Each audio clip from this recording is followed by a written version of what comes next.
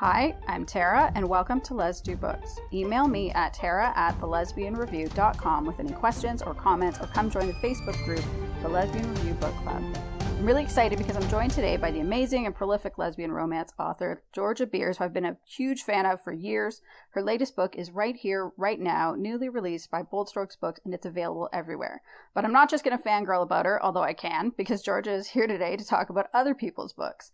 Authors are readers too, so I'm asking her about what lesbian fiction books she loves. So welcome, Georgia. Hey there, how are you? I'm great, thanks. How are you? I am wonderful. It's a lovely morning. I got a lot done. I'm feeling That's accomplished. good. I've got a little eggnog going on here, so I'm good. I'm good. Yeah, that's a good day. Mm-hmm. So you have some books that you want to share with our listeners. I do. And some of them are going to be a little, probably, I don't want to say unoriginal, but common amongst us. And I think some of them might surprise some people. So do you want me to get started? Yeah, what's the first one? My very first one, this is where I'm going to go completely unoriginal because most lesbians my age, in my age range, also have this one, but it's Curious Wine by Katherine Forrest. I know that that's nothing new, that most people, like I said, most people our age, my age, I don't know how old you are, but my age, that was the very first lesbian romance that I ever read. And I don't even know how to describe it blew me away, because it's the first book I read that I was like, wait, there are people like me who want to write this stuff. And B, it was just beautiful. It was so romantic, and the whole cabin in the woods and being isolated in the loft, and it was just sexy and romantic, and I loved everything about it. So can you say just a little bit of what it's about? Yes, it is about Diana and Lane. They meet there's a gathering of friends. There's a whole bunch of them it's a cottage, but they're there. I don't remember if they're in Las Vegas, but they're somewhere where there's like a casino and they're playing cards and they're gambling. Is it Tahoe? That's it. Thank you. And Diana and Lane don't know each other, but they end up in the loft, which is there's only room for two of them and there's only one bed. Diana is with somebody and she's with a man and she's kind of struggling with her sexuality, and Lane is very... she is who she is. She's proud of who she is. And over the course of the book, they start to develop feelings for each other. And there's some incredibly hot sex in the loft. I finally read this one a month ago. It's a little bit dated at this point, isn't it? So certain things are a little bit dated, but a lot of it actually isn't. Like, I was actually shocked by... Well, first of all, I didn't expect it to be as erotic as it was. I knew it was a romance. Super erotic. It's super erotic. In a way that, I don't know, like, there's a lot of really, really, really good, solid romance being written right now, but there's still something just special and different about that and how she does it. And there was also just some of the most compelling writing in a long time. Like, when there's that scene where they're doing the encounter games, which I'm like, what are encounter games? But it's that, like, those trust games where they're like staring into each other's eyes and falling backwards and whatever. And some of just the character work in that, because, like, yes, it's important for the relationship, but also what's going on between the woman who owns the cabin and her antagonism with Lane. I just found it so compelling and so shocking, and I was just enraptured. So it's so good. And I guess I just hadn't, because I only started reading lesbian fiction probably, how old is my kid? I only started reading it about 6 years ago. So for me, it wasn't one of those. I mean, obviously it wasn't a fundamental book for me because I only read it last month. Right. But Nell Stark talked about it on this podcast, and then I heard Karen Callmaker talk about it on someone else's podcast. It's a classic. I mean, yeah, for a certain age group of lesbians, that was the book. And it should be noted that all of the women in the cottage are not all lesbians. They're all straight, actually, I think, except for Lane. Is that right? I think that's right. Yes. That was the other thing that I found so surprising, was because I'm only reading lesfic these days, I kind of kept having to challenge my... because of the way that I read now, and I'm only reading these lesbian stories, you just expect that all the people around them would also be... Everybody's gay. Or something. Right, yeah, exactly. Everybody's into girls. But nobody was. So I had to keep challenging that reading of it because my brain kept wanting that to be true. And so that made that there was an added element of eroticism there because they also were like hiding what they were doing up in the loft all by themselves. So that made it all even like all the more sexy.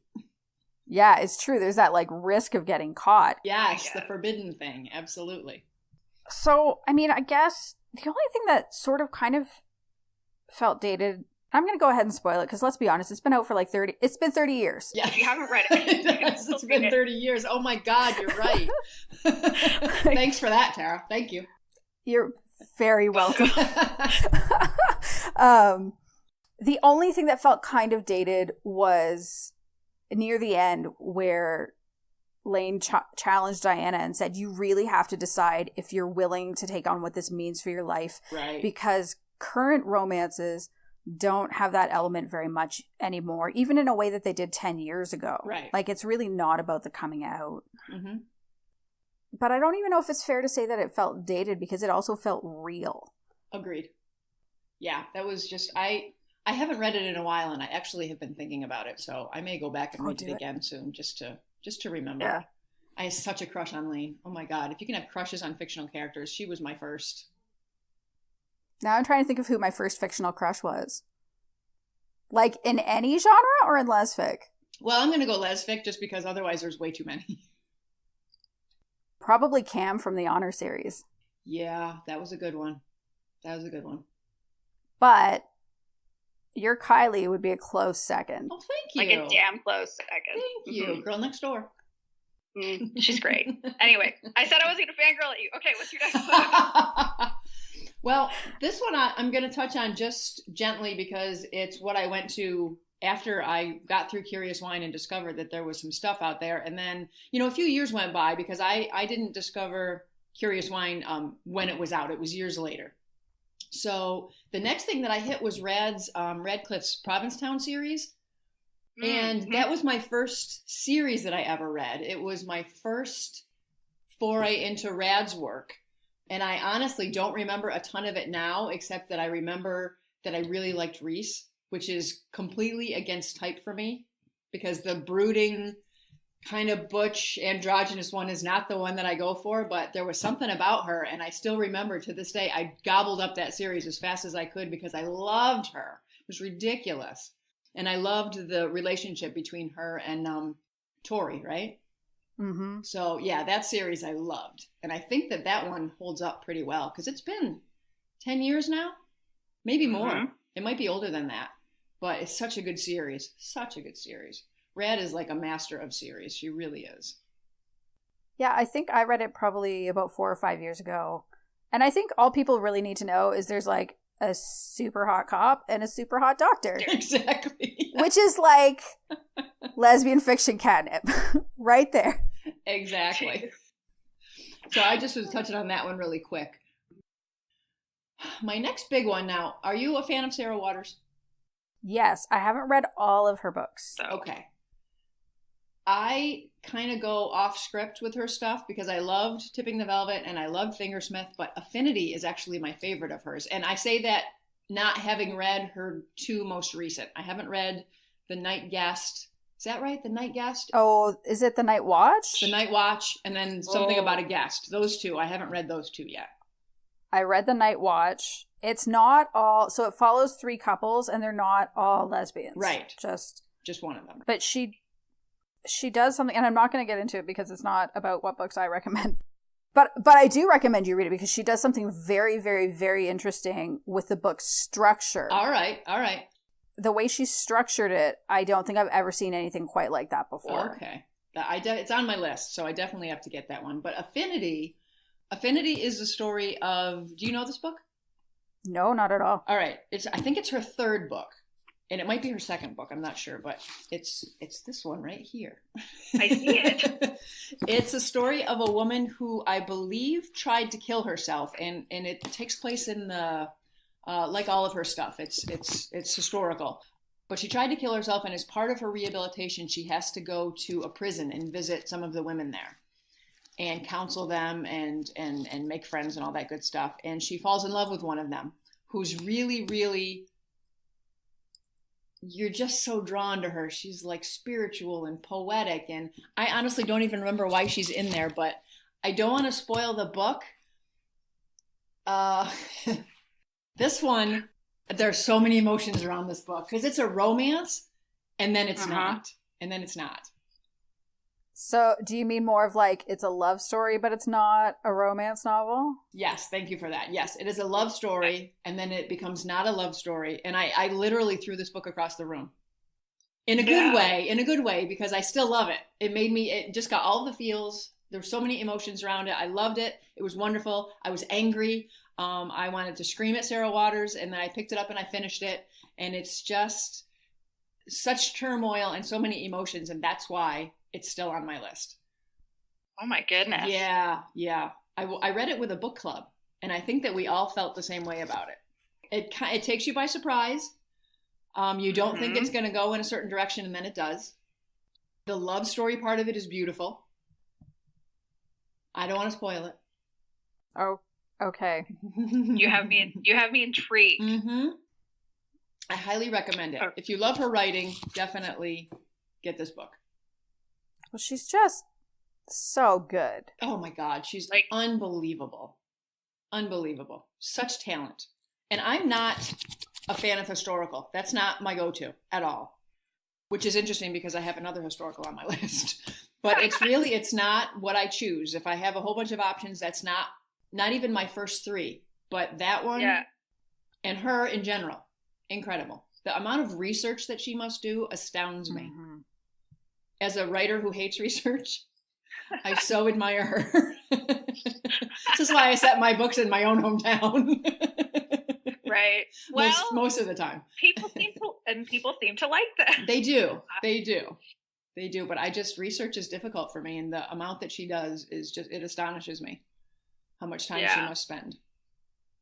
Well, and her style is just so, like, it's so crisp and it's so compelling. Yes. Every time. And she makes it look effortless, even though it must not be. I mean, it takes so much effort to make something look effortless. Mm-hmm. And she's kind of the master for that. Definitely. She absolutely is. I admire her so much, and I'm a little jealous. Okay. I keep telling myself, no, don't flatter Georgia Beers about her writing. Because you're not supposed to do that. Well, then I will move on to my next book. This is the book that made me realize, much to my own surprise, that I like pirate books. Because it's The Spanish Pearl by Katherine Friend, which is from, I want to say 2007. Is that right? It might have been her first lesfic book. I'm not 100% sure about that. 2007, yep. And it combines romance and pirate stuff, so historical, and time travel, which fascinates me. Time travel fascinates me. I have this whole thing about having to repeat the day over and over again until you get it right. I love that whole storyline. So that's not this, but it's similar. She's got, a modern day woman who accidentally gets transported back in time, and she goes to like way back, like 1085 maybe, and meets up with pirates, and there's all of this crazy stuff, and there's a love story in there, and it's just, I sucked it up. There's a sequel to it that I also sucked up so fast. Katherine Friend is an amazing writer. Have you ever read any of her stuff? Because she also writes not straight romance, but regular romance, and she writes nonfiction, and she writes children's books. No. Yeah, she's amazing. She's a really, really good writer. I highly recommend her.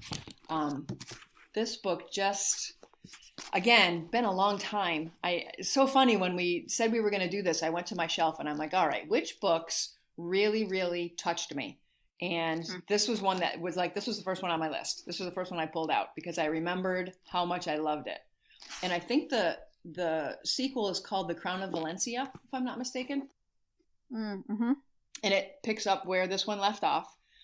But there was something about a girl pirate. I never even thought about that before, but man, she was sexy. Yeah. So just the chemistry was amazing. The action was amazing. They go to like and it's historical in like there's like Catholic kings, and they go to the Moors, and it's everywhere. And I don't like I've said, I sit here and I tell you that I'm not a fan of historical fiction, but a couple of these really swept me right up. Yeah. Okay. I haven't read very many pirate books, and I think the only one I've read in a long, long time was Colette Moody's. Okay. That one I have not read, but I heard good stuff about that one. Oh my God. It's so much fun. If you just want like the most fun that you can pack into a book. I like Colette's writing. Yeah, if you want any of her books, all 3 of her books are like hilarious and fun. Yep. And sexy and like steeped in the time that it's written. Or I mean, not the time that it's written, the time that it's about. Okay. Although I suppose for parties in Congress, that was when it was written because it's a contemporary. Right. But like Seduction of Moxie is that like 1920s or whatever, and it feels very like 1920s screwball comedy. And this is, you can tell, like really well researched pirate, but no time travel. Right. Well, it's okay. That's fine. There's also Branded Anne by Mary Shannon. Have you read that one? Oh yeah, I did. That's right. Really I did good too. But I read that one a while ago. Yes, that it's older. Really... She's just really talented, though. Because I liked that one, but I also loved her 2 fantasy books. I don't think I read the fantasies. I think I only read that one. But yeah, didn't she? Yeah, she had like, it was like a whole different world, right? If I remember correctly, with like fairies or something. Sword of the Guardian, and then the follow-up was Prayer of the Handmaiden. Right. And it's very like swords and sorcery kind of fantasy. Yeah. Again, not my cup of tea, but I like her stuff. So I would probably like that. Branded Anne was awesome. I loved it. Yeah, in that case then I totally recommend like make an exception. Okay. Even if fantasy isn't your thing, that's if you're going to read one, that's the one. Okay. I'll look into that. I'm going to write that down in my notes right now. All right, I'm going to move on to contemporary. You ready for that? Cool. Sure am. This will not surprise you. And playing the role of herself. Yay! Oh my God. I read that. I was way late to the party on that one. Way late. And my friends were like, you have got to read this. You have got to read this. And you worry that like the hype is going to be, it's way overhyped and I'm going to hate it. But oh my God, the chemistry. Holy crap. I know. That, I don't even have words. That book, after I read that book, I think I was writing Zero Visibility at the time, and I had a panic attack about the chemistry between my own characters. I really did. Oh, no. I was like, I read that, and I'm like, my characters have no chemistry whatsoever. They don't even come close to this. Oh, no. Yeah, and I went back, and I had to go through it, and yeah, she gave me a panic attack. Well, then I guess it's a good thing she didn't keep writing. I wish that she would. But I kind of get that. I wonder if she's worried that she won't be able to. I don't know. She just needs to write more because I want to read that over and over again. Well, and the blurb on Amazon says something about like you won't want to miss what she does next or something. And I was like, come on. That's just cruel. That's just mean. That's not right. You won't want to miss what she does next 20 years from now. Right. If it happens. Maybe. The chemistry between those two, Kate and Robin. And it just kept going. It's there from the beginning and it never tapers. It never falls off. I kept waiting for like the story to fall apart and it just doesn't. It's just, it ratchets the chemistry up immediately. And then you stay there the whole time. So jealous. I'm so jealous. It's such an amazing romance. It's true. That part does hold up the best. Well, I mean, that book is near and dear to my heart because it's the first lesfic I ever picked up. Really? That was like a great introduction into lesfic then for you. I know. I had no idea that it was even a genre because I was reading hetero romances and the occasional male-male romance just because I was like, why is this so popular? But like that whole industry doesn't have lesbian romance in it. It's starting to now. Right. Yep. But it didn't 6 years ago. Mm-hmm. And Jezebel reprinted a list reran a list that was on Autostraddle, and it was like the 10 lesbian romances. They're on my Kindle right now. And it was on that list. And I was like, well, this sounds interesting. I love the title. It's such a great title, and it's so fitting for the story. Yes. Yes. So and then perfect. set around a TV show, which, I mean, who can't relate to that? Just everything about it. Everything about it. I think that's why I still love, like, I adore celebrity romances, or like anything to do with like Hollywood, or like Melissa Brayden's latest one. Yep. Oh my God, that was so much fun, wasn't it? I was like, those? Yeah. So I requested it so that I could review it. Mm-hmm. And she's like, this is my attempt at a beach read. And then I read it, and I just want to go back and shake her and be like, what do you mean a beach read? I know. She does that all the time. She's so funny.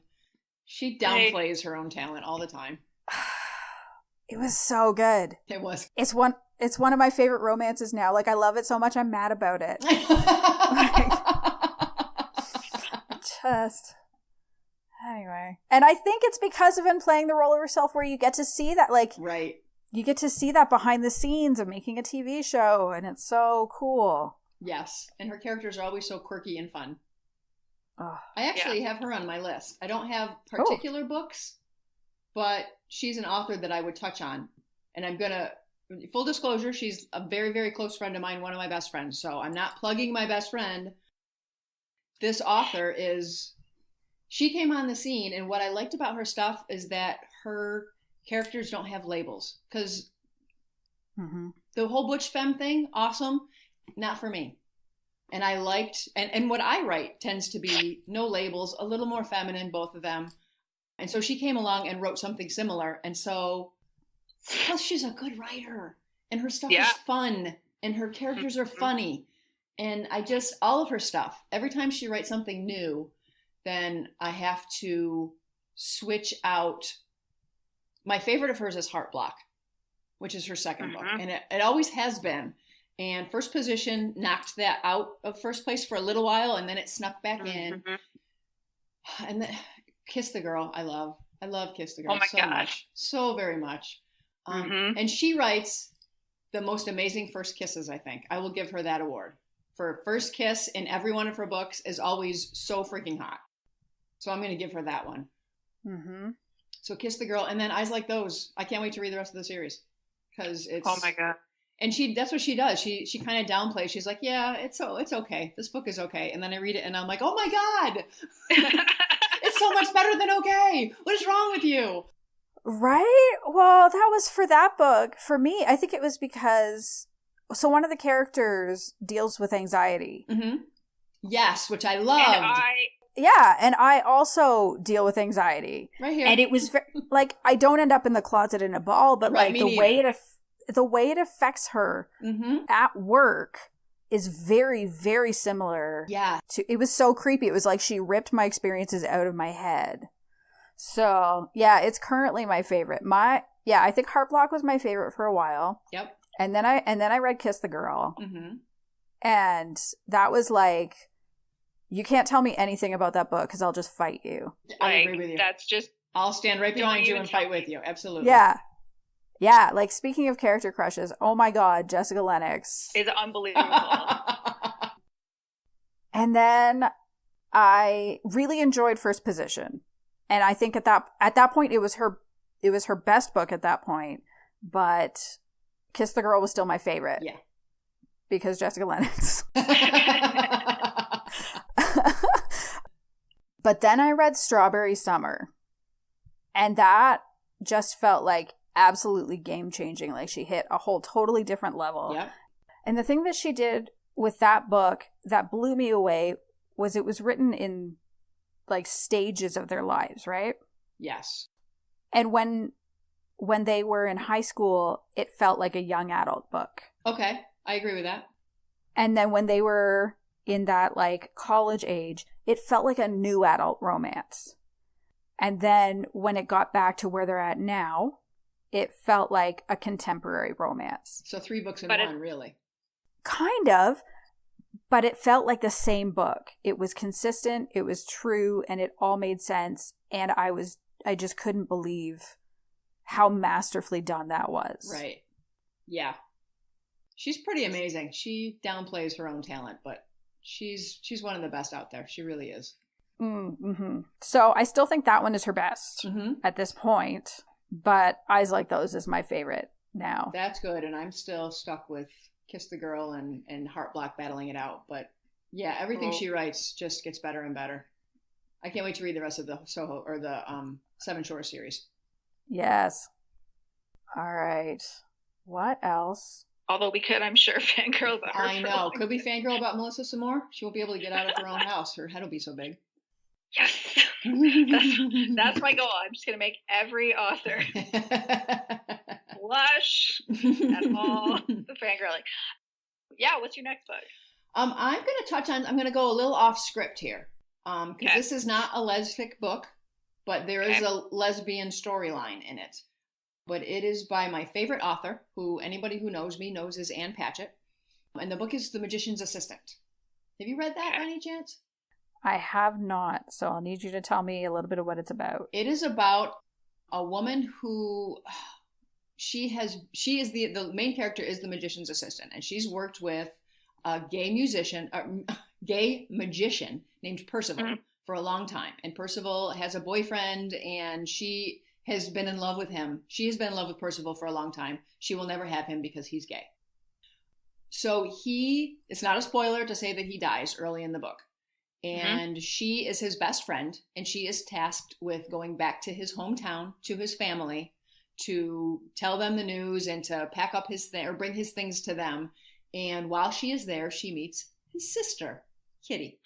Okay. Yes. Now, Ann Patchett, she strings words together like nobody I have ever read. She is the only author that I read, and then I will stop, and whoever's in the room, I will read a sentence to them out loud, because you have to hear this sentence because it's that beautiful. The way she puts words together it's beauty. It's absolute beauty. I don't know how she does it. This was the first book of hers that I ever read. And since then I have them on my shelf over here. I've read, I think, all of them, and I have most of them. But that one stands out for me, obviously, because of the lesbian storyline. But it's the way she puts it in there, because it's kind of like this slow boil through the whole thing. That's not even a boil, a simmer. It simmers underneath all of the rest of the stuff that's going on until something happens towards the end. Anne I've actually met her several times. I've been pen pals with her. She's crazy smart. She's crazy funny. And I will read anything that she writes. She could write the grocery list and I will read it because she's that good. So this book, I so recommend it. It's just everything about it. And I've read it more than once. I don't read books more than once. That one I've read more than once. I have 2 copies of it. Yeah. It's beautiful. I highly recommend it to anybody, who loves I don't want to call it a romance, but it's close. It's kind of understated. It's a family drama because she gets to know Percival's family and she's never met them. And they're all a little quirky. And I want to say they're in the Midwest somewhere. And the sister is in a relationship that's not good for her. And she's got kids. And it's all just interesting. You're so, the main character's name is Celine, and you are so her. And you're right. You feel like you're in her body and you're looking through her eyes through the whole thing. It's beautiful. I highly recommend it. All right. I'm going to go download a sample. Okay. You've convinced me. Well, there you go. You're welcome. So is there anything else that you want to share with listeners about your journey as a reader? Yes. I like to say that I read suspense novels. Most of my books on my shelves are suspense thrillers, psychological thrillers. I love all of that. But I have found as I've gotten a little older that if I give other stuff a chance, like, for example, the pirate books, you can open up a whole new section of love for something that you didn't think was possible. I did not read a lot of romance when I was first into reading and books and such. It was always thrillers. It was always mysteries. I have a whole collection of Nancy Drew books. Romance, I was never really into romance until I stole a couple of my mother's, and they were filthy. Oh my God. To 12-year-old me, they were so dirty. And so I kept taking them. And then, then that opened romance for me.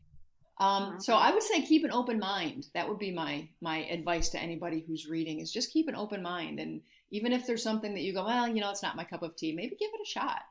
Because I've been surprised, and I've surprised myself a couple of times. That's awesome.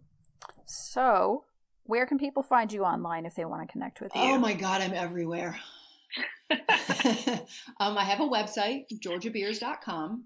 I am on Facebook. I am on Twitter. I am on Instagram. I'm on Tumblr, but I don't know what I'm doing, so don't look for me there. I'm like in a corner someplace, like facing the wrong way, because I have no idea what I'm doing over there. But Twitter and Facebook and Instagram, I'm on all the time, so you can find me there. Okay, that's perfect. So that is all for this episode. Thank you so much, Georgia. Thank for joining you. me. This is awesome. I had so much fun. And I'm not drunk. What? Look, I have this much eggnog left. I'm okay. Not yet. You can do it. Yeah. I know. Give me another half hour. Just for people listening, this is coming out in January, but we're actually recording it mid-December. So there's a lot of festive cheer going on. So I'm Tara. You've been listening to Let's Do Books. Don't forget to email Tara at thelesbianreview.com with your questions and comments, or join our Facebook group, The Lesbian Review Book Club, to talk about these books and anything else you're reading and loving. You can also find me and all the other podcasters on the Lesbian Talk Show channel at our Facebook group, The Lesbian Talk Show Chat Group. If you've enjoyed this episode, please don't forget to rate the show and subscribe. To find this and many other great shows, all you need to do is search for The Lesbian Talk Show on iTunes, Podbean, or Stitcher.